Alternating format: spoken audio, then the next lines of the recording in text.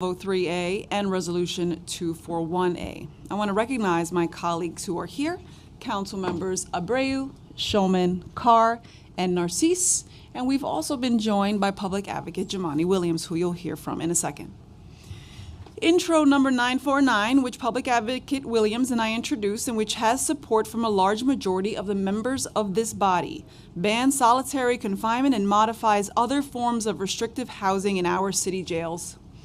Solitary confinement has devastating consequences and dramatically increases incidences of self-harm, including fatal self-harm for those who are forced to endure it. We know that solitary can cause hallucinations, panic attacks, and paranoia. We also know that too many people, and I do not invoke these names lightly, Layleen Polanco, Jason Echeverria, Bradley Ballard, and Khalif Browder, are among those who might be alive today if the city of New York hadn't put them in solitary. We are here today to begin a new chapter by passing legislation that ends this barbaric practice. Securing this support and momentum has been years in the making and is almost entirely thanks to the advocates who've led the way and helped develop the legislation that we are voting on today. For decades, solitary confinement has been used as a disciplinary tool in our jail system, and the reality is this: no matter what you call it, solitary confinement is abusive, horrific, and inhumane. Human rights experts have declared that solitary confinement is torture. According to Vera Institute, people who spent any time in solitary confinement were 24% more likely to die in the first year after their release from prison than those who had been incarcerated but had not been placed in solitary confinement. Additionally, those who spent time in solitary confinement were found 78% more likely to die from suicide and 127% more likely to die of an opioid overdose in the first 2 weeks after release. We must strive for a criminal legal system that leads the nation in reforms rather than accepting a status quo where our neighbors are locked away in violent and dangerous conditions. I also want to acknowledge the efforts of the correction officers, deputy wardens, and others who have dedicated their working lives to providing for the safety and security of those in our jails. Solitary confinement does not keep anyone safe. It's a practice that exacerbates mental illness and destabilizes people in a way that increases the likelihood of violence, which undoubtedly runs counter to all of our goals. We will also vote on Intro 1203A, introduced by Councilmember Riley, to require Department of Correction to provide a letter of incarceration, also known as discharge papers, to every person who gets released from the department's custody. With the cuts to individualized transition services that help connect people leaving custody to the social safety net, it is crucial that DOC provide individuals with the paperwork they need to get their feet on the ground after their release. Federal law prohibits people from collecting from programs like Social Security and Medicaid while incarcerated, so they need to show proof that they're out, their discharge papers, to get their benefits back.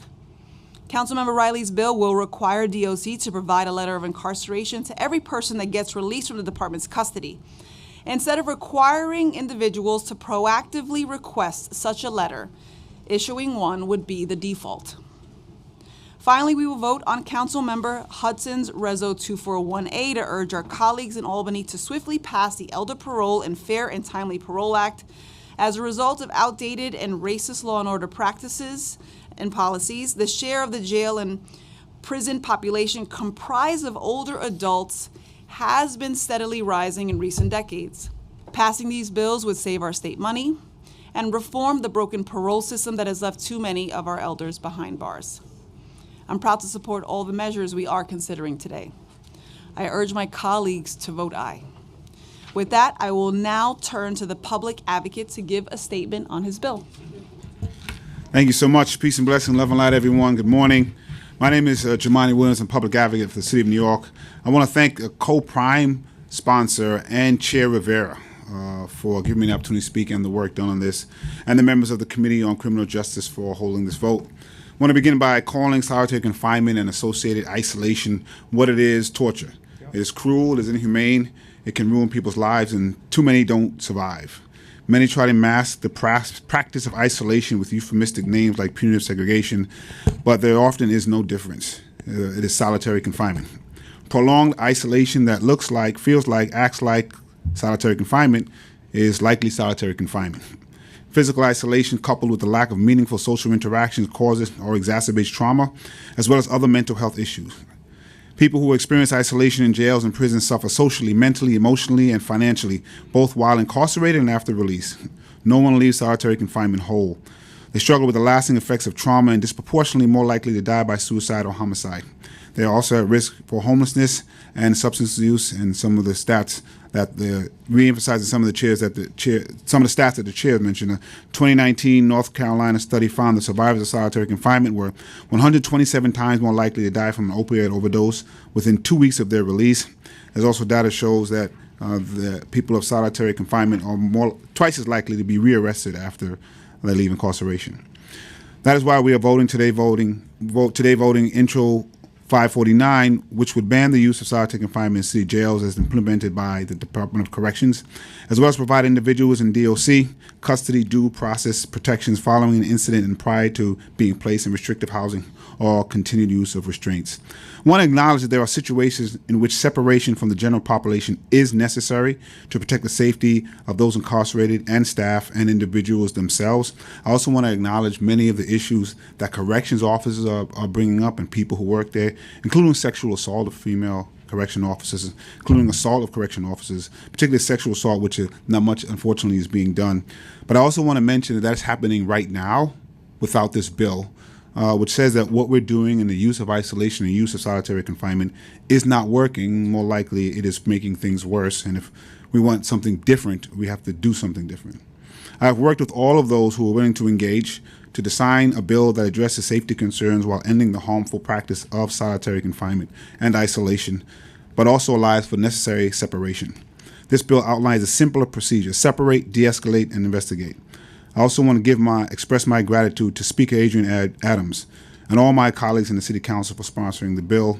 I urge Mayor Adams to reevaluate his position on solitary confinement. Ending this practice in our jails will provide a safer environment for everyone. It is life-saving, it is urgently needed, and is long overdue. I also want to thank all the staff that has worked on this for over 2 years.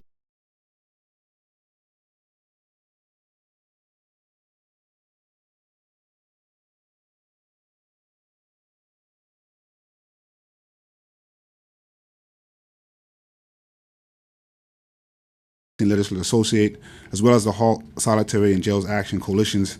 I want to give two special shout outs to two take us over the hump, and that's Veronica Aves, Chief Deputy Public Advocate for Policy, and Rosie Mendez, former council member, Director of Legislation and Policy. Huge shout outs to them and the work that was done. Thank you so much.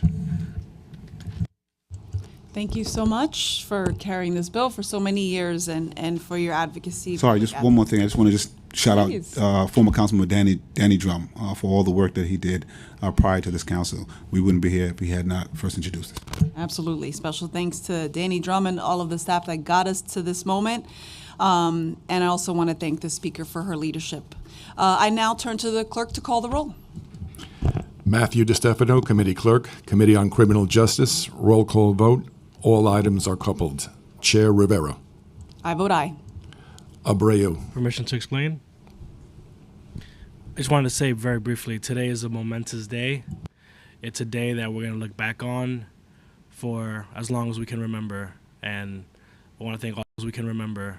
And I want to thank all the advocates, everyone who fought for this. It's a big deal. And this is all in the pursuit of justice and treating people with dignity and respect and treating them as humans. So I vote aye on all. Thank you so much, everyone. Hanif. Aye. Narcisse. 1 second to explain my vote.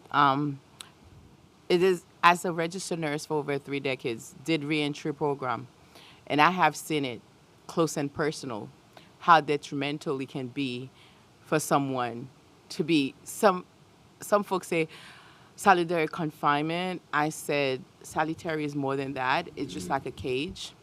And if you're putting people in a cage and you're treating people like animals, then you will need another animals to deal with that person as well. So the both cycle is not good for society. We're building a society that's kind of not humanized, not human approach. We're supposed to treat people like people. And like Freud would say, Pavlov dog, that certain things you expect from a behavior, you expect that's what you will get. And we cannot do the same thing over and over.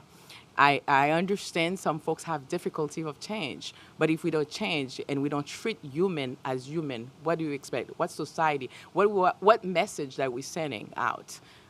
We're supposed to be a city of love, city of respect, and then the way that we're doing things, we're not doing it the proper way. So like the public advocate just said, we have to do different things to get different results. And you cannot do the same thing over and over and expect different result. We're going to get the same thing back. So I want to say thank you to the public advocate.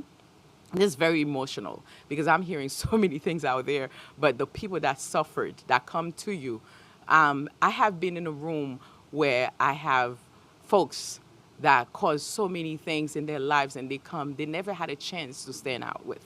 So I want to say thank you, public advocate, and thank you to the leadership, Adrian Adams. And I do appreciate my colleagues. Thank you so much.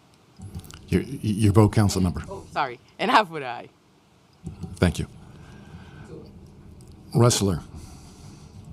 Permission to explain my vote. I just firstly want to express gratitude to the most prolific legislator in the city of New York, our public advocate, Jumaane Williams, and his esteemed co-prime, the chair of this committee, Carlina Rivera. Thank you both for your leadership on this, and thanks to Adrian Adams, our speaker, for pushing this through. You know, when we all came into office 2 years ago, this was one of the first things that this city council said we are going to fight for. And by the conclusion of this term, we got it done. We are ending torture in New York City once and for all, and I am profoundly honored to play a small part in voting aye. Thank you. Shulman. Aye. Stevens. Carr. Be voting yes on introduction 1203A and no on the rest.